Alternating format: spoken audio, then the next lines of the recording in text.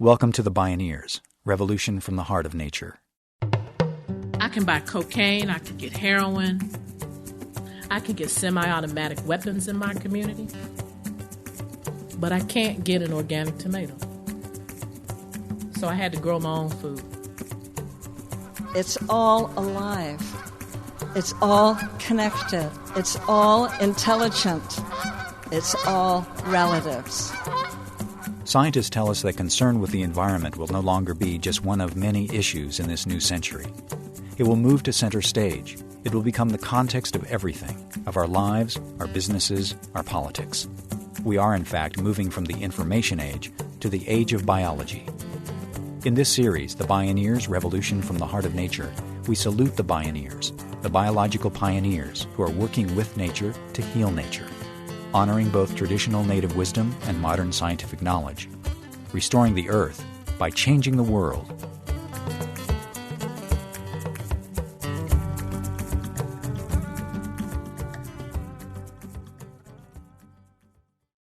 In the largely African-American neighborhood of Austin on the west side of Chicago, where Ladonna Redmond lives, 4 children under the age of 12 suffered strokes, and 2 more had heart attacks.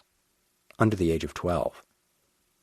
In the United States, 1/3 of today's 16-year-old black girls will not reach the age of 65. Black men in the U.S. are less likely to reach the age of 65 than men of Bangladesh, one of the poorest countries in the world. Black youth have the same probability of dying at age 45 as white people do at 65. What are they dying from? It's not from gunshots or drug overdoses. It is from an epidemic of chronic diseases, including cancer, heart disease, stroke, and diabetes. Most of these killers can be traced directly to diet, what people are eating. And what we are eating, it turns out, has very much to do with where we are eating it.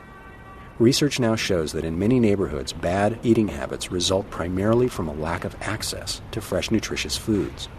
The more supermarkets a community has, studies find, the more its residents eat fruits and vegetables, which reduces the risk of deadly heart disease, stroke, and other diseases. Now, we also know that largely white neighborhoods, where people are living longer, have 5 times as many supermarkets as black ones. But inner-city communities across the country are rising to the challenge in this life-and-death struggle. Their quest is to reestablish the connections between food and health, and the connections between food and community. The goal is to provide access to affordable, healthy food, because they know that you are where you eat. Join us for the next half hour as we look at You Are Where You Eat, Transforming Urban Food, Growing Community, with Ladonna Redmond and Will Bullock. My name is Neil Harvey. I'll be your host.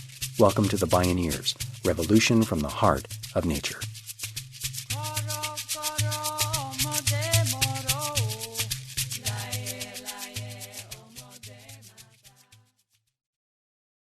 Ladonna Redmond and her neighbors living on the west side of Chicago are working to change what they're eating. They don't want their 12-year-olds at risk for heart attacks anymore. So you could say they're transforming their community. The transformation of cities, and for me, the community, really comes from the intellect of the community. I read that every community has the intellect to heal itself. I believe that's true in my community, and that intellect starts with personal transformation. So personal transformation is where we begin to transform communities, where we begin to then transform cities, a nation, then a country, and of course the entire world. I believe that organizing around food is a way to engage communities physically, economically, environmentally, and spiritually. Ladonna Redmond spent 10 years as a community organizer with at-risk youth and women in recovery from drugs. But she had never thought much about food until her newborn son Wade developed swollen eyes and exhibited fits of wheezing and uncontrollable crying. After she started having to rush him to the emergency room twice a month, she quit her job to find out what was going on. Her experience led her right back to her immediate environment of the inner city. A 2003 Food and Society Policy Fellow, a professional fellowship supported by the Kellogg Foundation, she's the president and CEO of the Institute for Community Resources Development. Ladonna Redmond spoke at a recent Bioneers conference. My son is allergic to all dairy products. He's allergic to eggs, peanuts, and shellfish, and we found this out when he's about 7 months old. I'm going to save you the drama that I went through with the medical establishment. That's like a whole nother conference.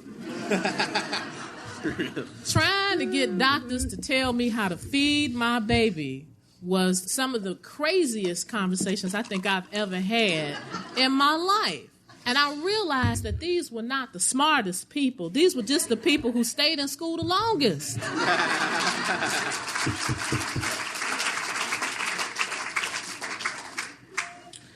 So obviously I could not rely upon doctors to tell me how to feed my son, so I had to research food. Now, I call myself intelligent. I love to read. I own hundreds of books personally, and I had never read about food. So I get on the internet, I start reading about food, and I find out that our food is full of pesticides. And I'm like, what? Full of fertilizers and other kinds of chemicals. And the younger the children are that are exposed to these toxins, the more likely the toxins are to have a damaging effect. I'm like, did nobody tell me this? Then I found out that food had been produced, genetically modified in terms of its seed. And I'm like, what in the hell is genetically modified food? And am I buying it? Well, of course, the answer at that point was most definitely. I'm buying it every day. And ain't nobody asked me. Nobody sent me no postcard. It wasn't on the junk mail. Nobody has said one word about my right to say no to genetically modified food. I found out that there were other food growing practices that were just simply unsanitary and disgusting. I don't want to eat food that's grown in sewer sludge. Hell, I didn't even know what sewer sludge was until I started researching it. I got really mad.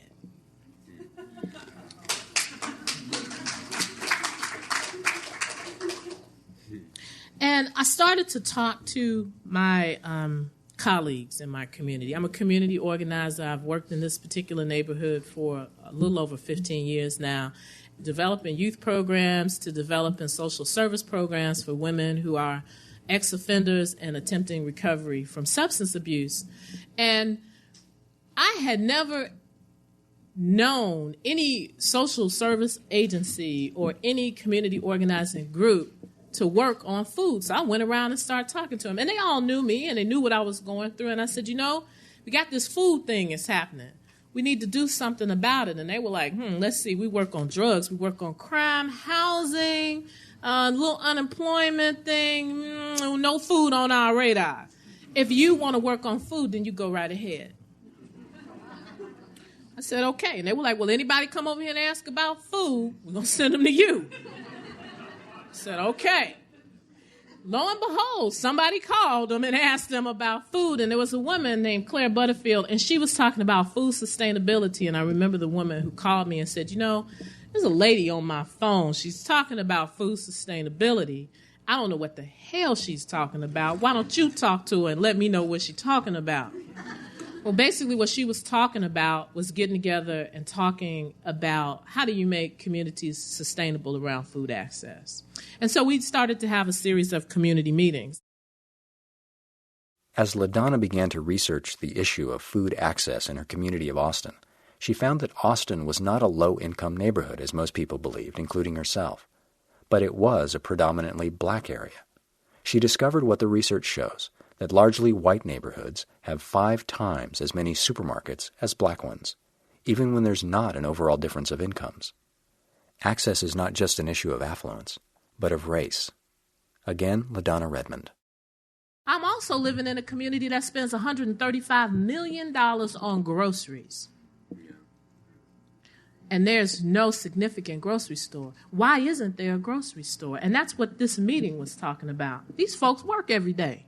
Ain't got time to be messing around, traveling all over the city trying to find groceries. So they said, you know what? Let's build a grocery store. I said, yeah, let's build one. They was like, Ladonna, when you build the grocery store, give us a call. I said, well, I'll be. So that mandate is from the community to build a grocery store, a community-based grocery store. And they said, well, why are you on your way to building the grocery store, though? We want to start this farmers market thing.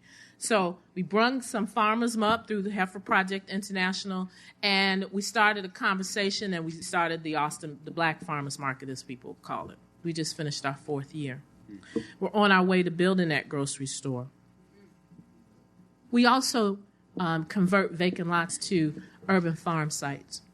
We take that produce and we sell it to farms. We also distribute food to restaurants downtown, downtown Chicago, high-end restaurants. I'm not necessarily that proud of that. I think that's like not the point. I think it's very far from the point. But I think it helps people begin to realize the capacity of what urban agriculture can do. So we employ people directly from the neighborhood. And we give them these opportunities to learn, one, about working again. They also learn about the soil. And I have to say, they don't really learn a whole lot. They get reintroduced to the soil because many of these people in my neighborhood grew up on farms in the South. And they came up in the 1930s. Their mothers and their fathers came up in the 1930s and 40s through the Great Migration. So it's nothing that I'm coming to tell them about how to grow purple hull peas. If anything, they come over and they tell us how to grow purple hull peas. And they introduce us to what they're growing in their backyards. And that's how we build community. Ladonna Redmond sees herself as only part of a much larger community of people who have brought this work into being. Together they form the Chicago Food System Collaborative, involving both the community and university to understand how a community can access food and what is the best way to access food to support the strengthening of community. Their efforts in just a brief 3 years have already yielded results that are gaining national recognition. But as far as Ladonna is concerned, they're just getting going. I do live in a community where I can buy Nike trainers. I talk about McDonald's chicken nuggets, White Castle hamburgers, Burger King, chicken sandwiches. We got a Taco Bell, all within like 4-5 blocks of each other. I can buy cocaine. I can get heroin. I can get semi-automatic weapons in my community. But I can't get an organic tomato. So I had to grow my own food.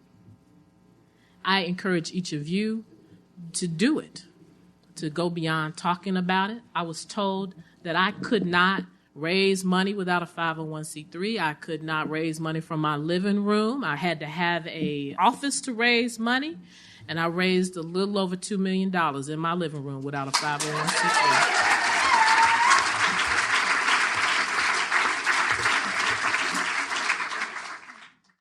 Ladonna Redmond, President and CEO of the Institute for Community Resource Development, bringing transformation to Austin, Illinois. When we return, Will Bullock of Boston's Food Project. I'm Neil Harvey. This is You Are Where You Eat, Transforming Urban Food, Growing Community. You're listening to the Bioneers, Revolution from the Heart of Nature.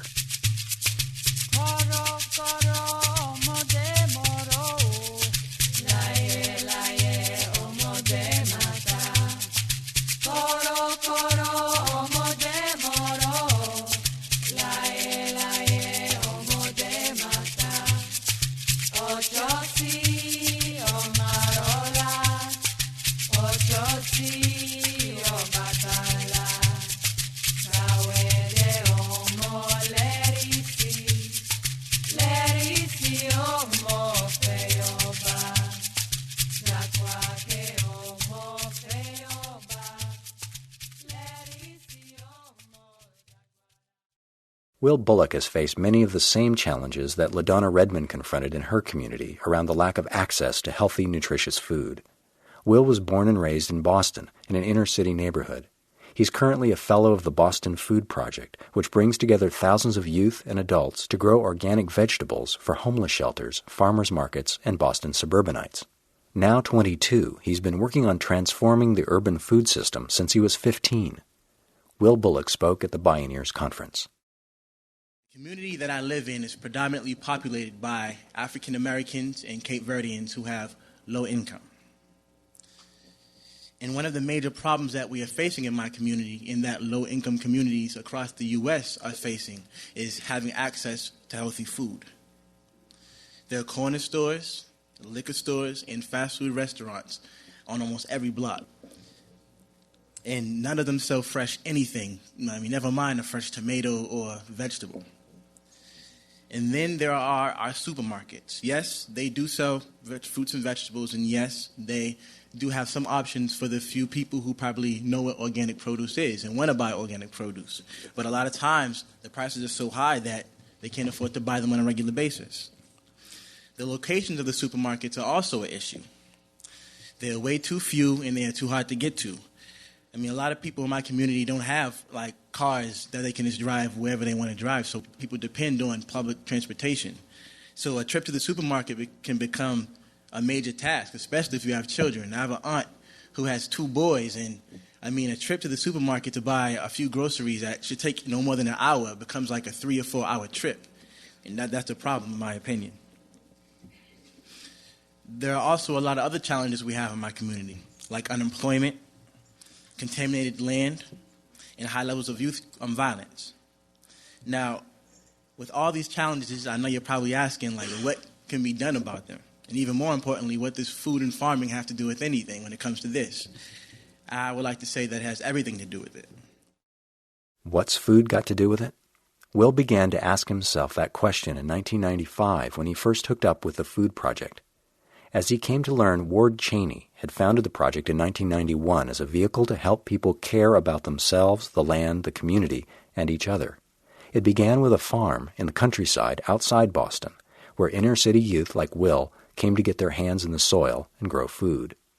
The 17 miles from Will's neighborhood to the farm may not sound very far, but it was worlds apart from his life experience. Again, Will Bullock. When I first went to the farm, man, it was like a mind-blowing experience. From being in the city and seeing all these, buildings and all this traffic, and then to be on a train, sitting on the train looking out the window and like, okay, you see a big building turn to a tall tree. Like, wow, it's a transition, You hear the busy streets turn into a sound of one tractor driving on the land. That's a big transition. That transition changed Will Bullock's life, but he didn't stop there. He committed himself to transforming the inner city through food and farming. To do that, he developed what he calls the 4 keys. My first key is daring to dream. Now, if we're going to transform the inner cities, we have to actually dare to dream, try to figure out how we're going to do it. As one of my mentors once told me, if you want to see changes, then you have to actually dream about it. And if you're going to spend any time dreaming, then you might as well dream big. So in order to make these changes, we have to dream about how we want things to be and not just settle for how things are right now. We have to realize that we are in control of this thing. It's not in control of us. We have to stop thinking like that. When Will joined the Food Project in 1995, the organization was in the midst of considering a tough decision. The Food Project was faced with the opportunity to acquire some additional land in the inner-city neighborhoods of Dorchester and Roxbury. Some people wanted to bring the work into the heart of the city, but there were risks. Was the dream getting too bold? I remember my reaction. It was like, that'll be a disaster. It's not going to work, A lot of people thought that you would have to put up like a 10-foot fence around the land in order to keep people from destroying it. We went from having a half of acre of land to having 2.5 acres of land in the city. And since 1998, that land has produced over 60,000 pounds of organically grown vegetables.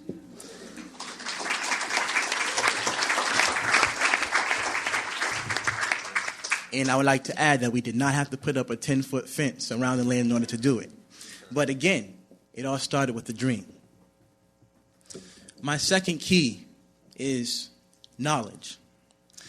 Now, in order for us to make these changes, we have to educate ourselves about, what we're up against, about our current reality. Like Ladonna did, she read up about food. A lot of times we don't understand exactly what's going into our bodies, and it frustrates me, being a young man and having younger brothers, seeing how, we'll just eat anything and not know what's going on with it.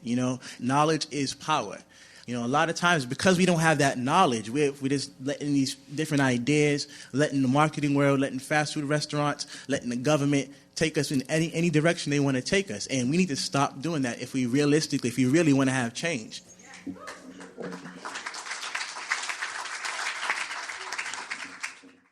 Big U.S. food makers certainly understand that knowledge is power. For more than a generation, they have applied Will Bullock's second key to transform urban food with gusto. The knowledge they dispense, marketing junk food to kids, is powered by over $15 billion in advertising every year. The increase in dollars spent marketing junk food to kids has closely tracked the rise in obesity, associated health problems, and sales. Saturday morning, I was watching television with my brother Vernon and my brother Kimi. And I noticed how it was commercial after commercial of like sugary cereals with the toy prize inside. And fast food restaurants being advertised by a clown playing with kids. I'm not going to say his name. I think we all know who I'm talking about. But I watched and I saw their eyes just light up at the sight of these images. And I sat and listened to them sing these jingles word for word.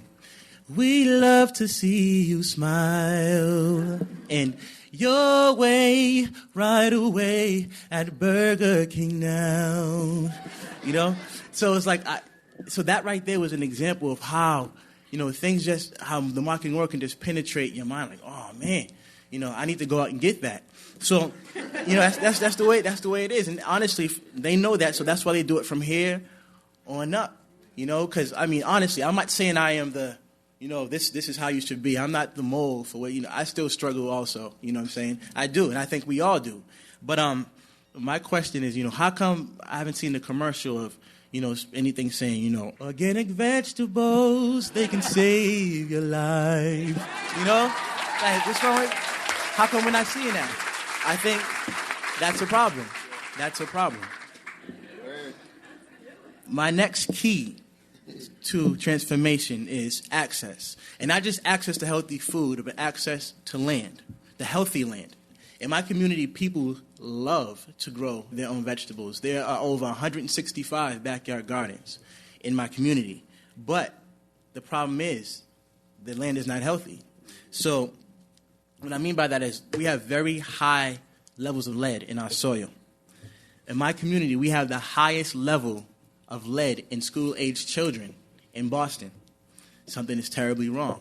There should be no reason why people who actually want to grow their own vegetables cannot, without having to worry about, dying from something else. A lot of people don't even know what it is. I didn't know what the lead level and so on and so forth was until I started working at the food project.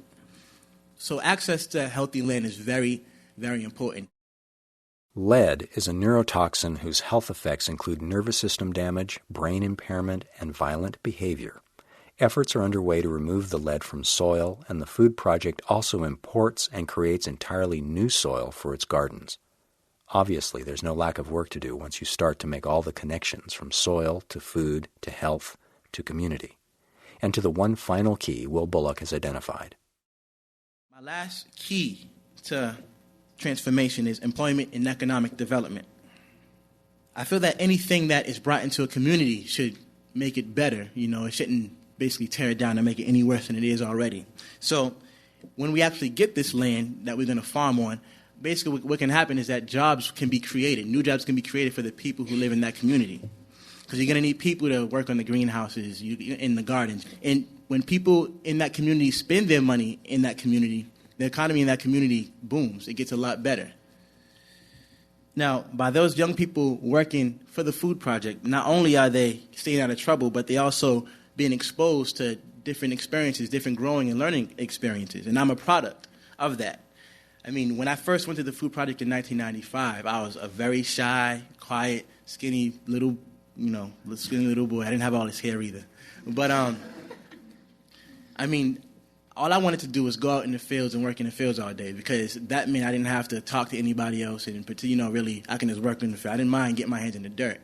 But through the food project and through the organization really taking their time and investing it in me and looking at me and say, okay, Will, man, you're really good at, doing this, like public speaking, or, they really cared about who I was. So I started to care about who I was, So the reason why I say that is because if we want to make changes anywhere, but for this topic, specifically in the inner cities, we have to invest in the people who are there. Because of the work of Will Bullock and the Food Project, thousands of people are starting to care about who they are. They have transformed vacant city lots into lush gardens, and they've experienced the rural life in nearby Lincoln. Together, they're making more livable communities, and building community. By the way, they also produced a tomato that won the highly competitive award for Best Tomato in Boston. But speaking of marketing, you couldn't buy one anywhere. We donate a lot of our food. 38 to 40% of our food goes to homeless shelters and soup kitchens in the Boston community. So those tomatoes, those award-winning tomatoes, are not going to people who live out in the suburbs. They're going to people who can't afford to even buy them. So the reason why I say all this is not to pat the food project on the back. It's to let you know that something that started as a little dream grew into what we have today. It is possible. It is possible. Will Bullock spoke at a recent Bioneers conference. Ladonna Redmond's Institute for Community Resource Development and Will Bullock's Food Project. With Bioneers like these sprouting up through the pavement, prized tomatoes and healthy communities will soon be ripening in cities across the United States. You are where you eat, transforming urban food, growing community.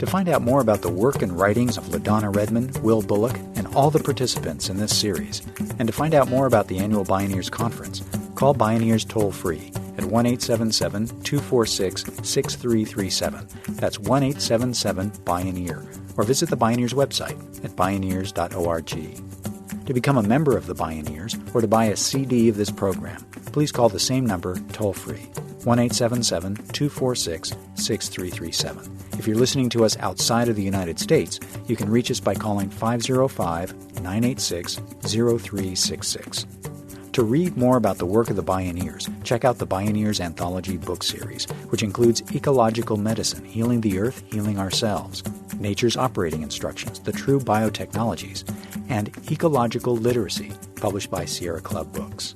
The Bioneers Revolution from the Heart of Nature is a production of Collective Heritage Institute. Executive producer, Kenny Ausubel. Written by Kenny Ausubel and Neil Harvey. Managing producer, Stephanie Welch. Production assistants, Ginny McGinn. Distribution is by WFMT Radio Network. Original recordings provided by Conference Recording Service. Our theme music is taken from the album Journey Between by Baka Beyond and used by permission of Hannibal Records, a Rykodisc label. Additional music was made available by Sounds True at www.soundstrue.com. For more music information, please visit bioneers.org. The opinions expressed in the Bioneers Revolution from the Heart of Nature radio series are those of the presenters and are not necessarily those of Collective Heritage Institute, the underwriters, or this radio station. My name is Neil Harvey. Thank you for listening. I invite you to join the Bioneers in improving the environment by changing the world. This is program number 0205.